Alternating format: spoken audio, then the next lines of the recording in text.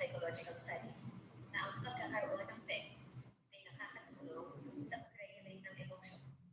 Kaya karamihan ng pet lovers ay mas kalmado, mas patient, at mas marunong mag-handle ng stress. Number 3, mas malalim sila magmahal at magtiwala. Sabi ng mga eksperto, maraming mga pet lovers ay may natural na pangangailangan sa tunay na connection yung sincere, loyal, at hindi nananakit.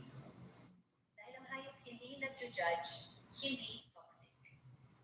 Kaya, ang mga taong mahilig sa aso at pusa ay madalas naghahanap ng relasyon na may honesty, loyalty, at emotional safety. Number 4, higher levels of compassion and responsibility.